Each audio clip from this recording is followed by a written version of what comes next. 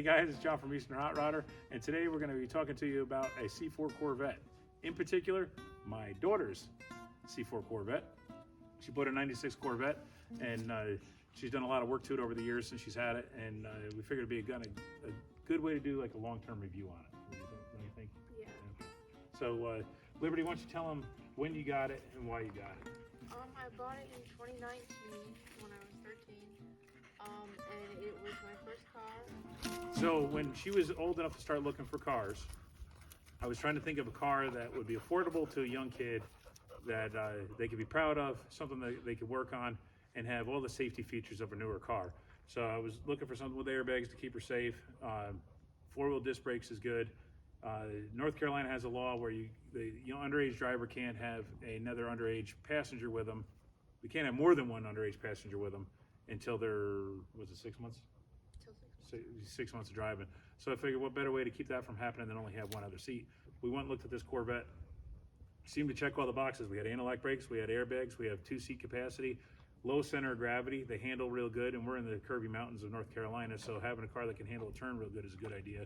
4-wheel disc brakes, and even though these cars aren't the performers compared to the new Corvettes, these cars still outstop and out-accelerate a lot of things on the road, and put her in a car that's relatively safe and really hard to kind of flip over. And when I pitched that to my insurance company, they agreed. This was the first car we actually went to look at. Yeah, we went to look at it, and I wasn't too sure about it, and then we called back a couple days later, and he said he'd come down the price a little bit, so we went to look at it again. We didn't know it, but we bought it on National Corvette Day, which was kind of a cool thing. So it was, I got called a bad parent for letting me buy a Corvette for a first car. Then what do you think? I think that's funny. I don't know. It's just like there's worse things. Like this, it's a lot safer, like you were saying, than most other cars. And just like, I don't know, everybody's different. Yeah. And it's more reliable than a $1,500 just junker. When the motor went, again, we found another engine because we weren't sure what we were going to find when we pulled this one apart. When we did pull it apart, we're glad we got another engine because it would have needed another crankshaft. The motor that we got had 70,000 miles on it. This car had, what, 115 at the time? So we got an engine with less miles, pulled that apart, brought it up to Andrew's machine and had them hot tank it, put new cam bearings in it, new freeze plugs, honed it, rerung the pistons. The cylinders were like new in it. So just honed it, put new rings on it, and we put a mild comp cam in it, put a B&M stall converter in it, 2500 stall, I think it was, right? That we put in there. And when I say we, I mean we, yeah. Liberty and myself. I have pictures of Liberty torquing her heads and adjusting her own valves. This was not a car that I did all the work for. This is something where if it was going to get work done, she had to be there with me. And I think you learned quite a bit about it. I definitely did. Yeah. And you know, she's handy with a scan tool and everything now. And we had an EGR problem for a long time that we've been chasing, and we replaced everything on there. Yeah, it was who was that did the Mo Horsepower? The Mo Horsepower out of Texas did our computer retune, and boy, that made a big difference on miles. It did, yeah. And I think part of that was because the EGR was affecting the gas mileage. It probably was and too. Tuning it out got rid of the whole problem. Well, you went from like, what were you getting before? It was like 17 or 18 to 21. So we're getting 21 miles to the gallon now. These LT1s were real powerhouses. They really got overshadowed by the LS one, but the LT1s made 300 horsepower stock, and they were actually the highest horsepower production small block until the LS came out, and that's counting those 370 horse LT1s.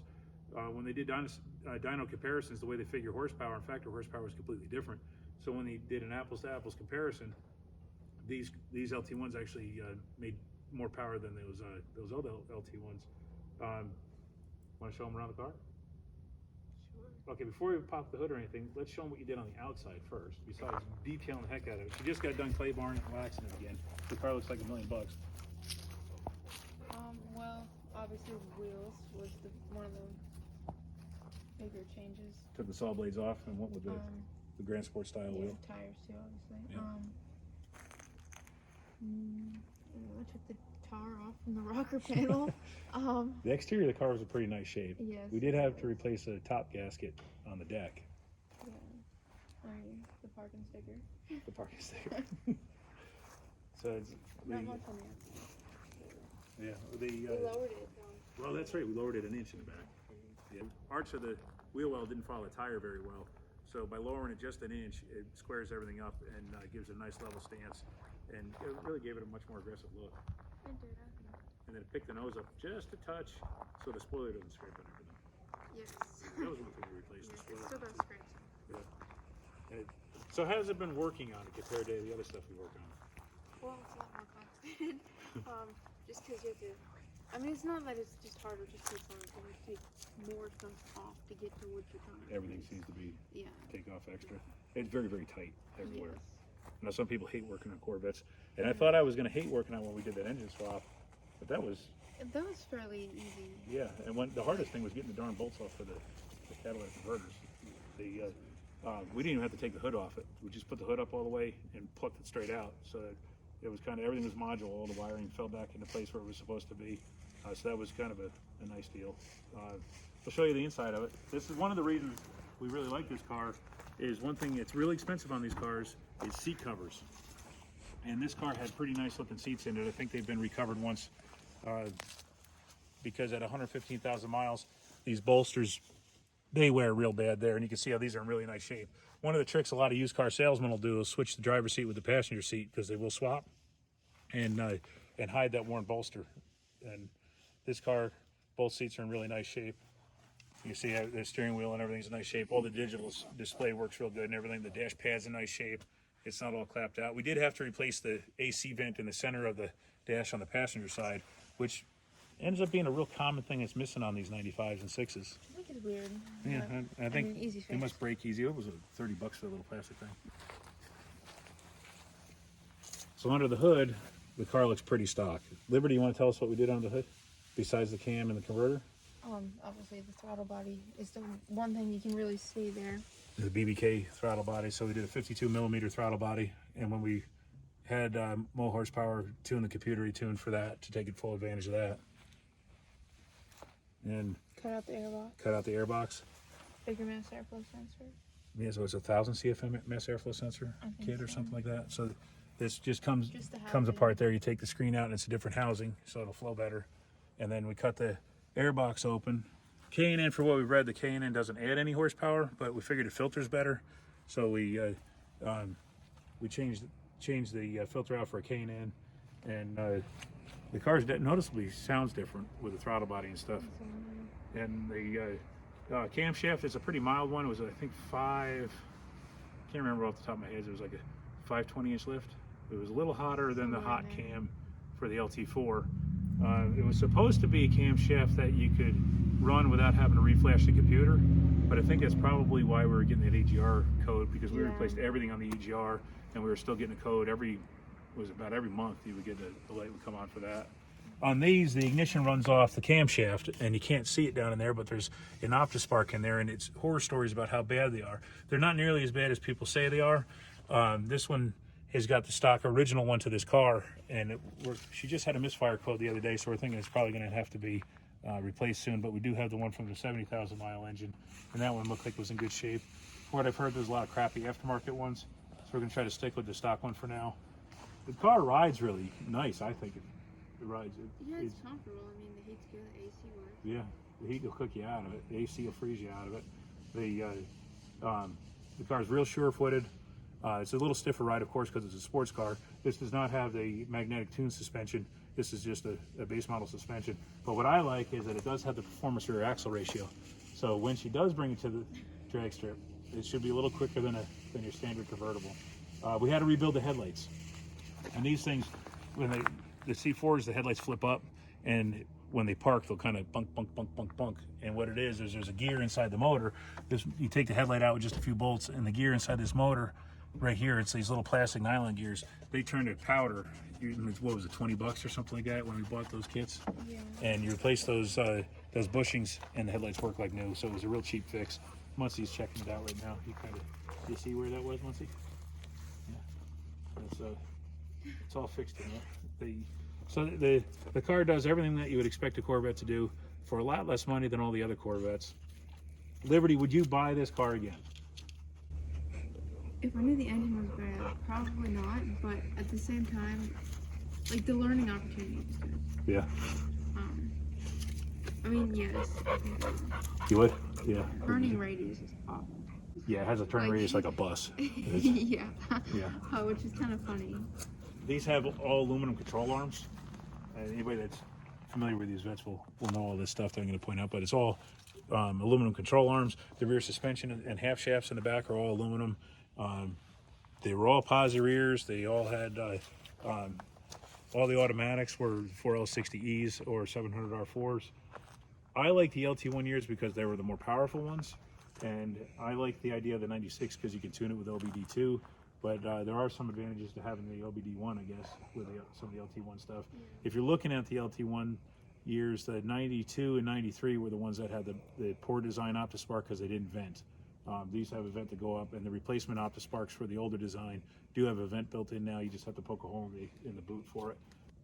They're a little bit difficult to work on because everything's all has to be crammed in there. You can see how tight that is under there, but they're not impossible.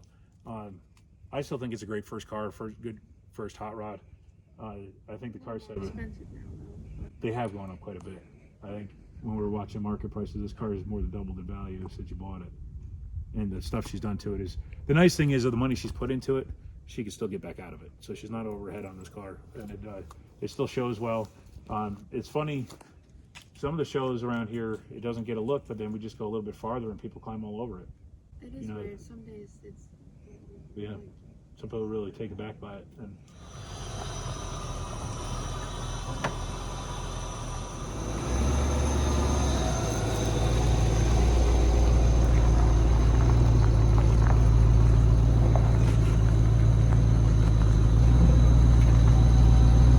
so the antenna came up and then stopped and wouldn't go back down one day. So we ended up getting just a replacement antenna swoopy thing. And sometimes you can get lucky by yanking the sucker out and just shoving the new one in. But we didn't have that luck. 90% of the time, it's just the cable, not the motor. So to do it, I think we did a video on that. I think didn't we? Did. So if we do have a video on it, I'll link it in the description. We had to pull the wheel off. We had to pull the inner fender well out, pull the bumper, not all the way off, but just I think if I remember right, we just had to pull loosen one side. We had it off before, yeah, but we had to have it off for the charcoal canister. Charcoal canister, I know we did a video on that one. Yeah. Where we had to pull that off. That's where we got the build sheet out of it. Yeah. So it's, but I mean, look how nice this car shined up. She keeps this car really nice. So all those people that say, hey, don't let your daughter get a Corvette for her first car. You're an awful father. Shove it. Because she takes care of this better than everybody else takes care of all our other cars. It does. And you gotta remember, she was born in a hot rod family. And it wasn't like we tossed her the keys. She built this thing herself with me.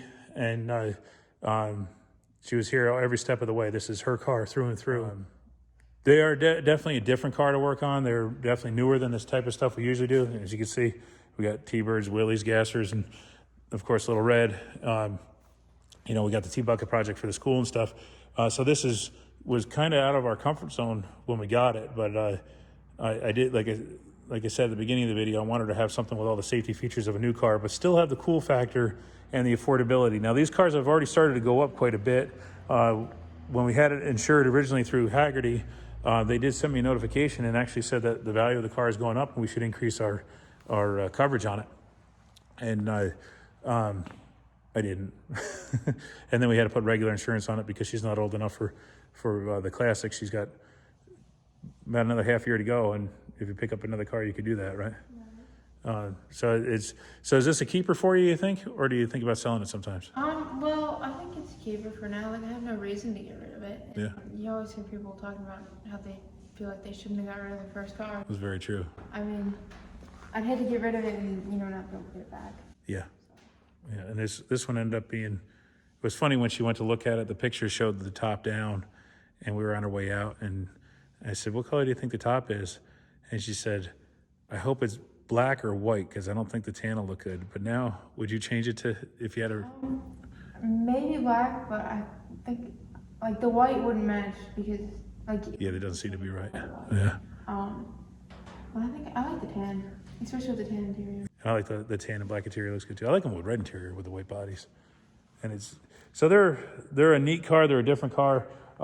They made millions of them, and then you just stop seeing them. So everybody keeps cutting them up into vet carts or just roaching them out because they were just about free for a while. They were, They were already starting to go up when she picked this car, but you could still find. There's good deals out there. There is, yeah, and we could still find some. Look at Steve Phillips over the Phillips Rum Bubble Drip Company. He's got, if you check out his videos, he's got one where he's turned into a vet cart, and he literally got that car for free. I think it was like I think so. It was a get it out of my yard kind of thing. So but they are catching on. Like anything, once they get old enough, people start looking at them. I guess you could probably get some LT1 Camaros or Firebirds around the same price that she paid for this now. But I think this has been a pretty good car for you. Yeah. It's been dependable. It hasn't left me anywhere, but it's definitely not free of problems either. Right. Well, it's an old car. Right. So you got stuff to work on, but it's always going down the road good. And it's a car that she's proud of, and it's a car that if anybody owned it, they'd be pretty proud to drive it. That simple design, going from that C2 or C3 with the big swoopy fenders. It's kind of funny sometimes when we look at different Corvettes, like I could see a lot of lineage of the C5 in this, but I think it has more in common. Seems like it has more in common with a C2 than it does a C3, because it's little, the lines are a little more subdued compared to the C2s, and it's still a Corvette, and there's no mistake in that. But so there's a summary on it. As far as the Corvettes go, the C4 Corvettes anyway, I actually, after working on it, I like the car even better, which is doesn't always happen. Sometimes you work on a car and you end up hating it and want to get rid of it. But I think these cars are still a decent buy. I think if you have an opportunity to get one, if you're looking to get into the hot rod hobby on the cheaper side, these are still very, very good cars to look at. They're not getting any younger. 95 and 6 had those type of gills. The other years had, what was it, 3 or 4? I think it's 4. Like little, kind of like oversized. Yeah, they were indents that kind of look like they were made by oversized popsicle sticks. Yeah. The front fascia got smoother in 91. And the rear bumper this rear bumper design was first put out on the 90 ZR1s, and it went over so well. The 90 standard Corvettes in back had a concave rear bumper instead of the convex rear bumper, and they went to the rounded square taillights. So there's a couple quick tells that you can, by glancing at them. These bumpers will bolt right onto the earlier ones, so if you wanted the earlier look, or the older look, or the newer look on the older ones, you can swap that over. The ZR1s are wider, and when you see those, there'll be a space between the backup lights and the license plate, about, I don't know, I got about 2 inches, so I think the flanks on a ZR1 are about 4 inches wider total. But I like this rear bumper, and I like the front fascia better on these later models. I do think that the LT1s are the ones to get. Then they had the collector edition, which was silver in 96. And the nice thing, if you could find a 96 stick car, they were all the LT4s. They came with a pretty hot cam. They made 330 horse. And of course the Grand Sports too. The Grand Sports and all the stick cars and all the Grand Sports got that. They did away with the ZR1 in that year. And they're worth a lot more than your standard base Corvette, but they're still a lot more affordable than some of the other years. But this car with the cam and the power tune and stuff is probably making 330, 340 horse the way it is. It's a good balanced car. The car weighs, about 3,300 pounds? Yeah. So it's got that, we're right at that roughly 10 pounds per horsepower kind of weight bracket. And that's when things start to get fun, and it's still very manageable and very handleable. Liberty's put enough miles on this car where it's just an extension of her now. She knows where everything is. Do you ever find yourself searching for stuff? Like, yeah, everything's right where it needs to be. Yeah, I think they're very well designed car as far as ergonomics. And they're tricky to get in and out of. And what gets you is that big wide sill. But if you're young or long-legged, you can kind of flop right in there pretty easy.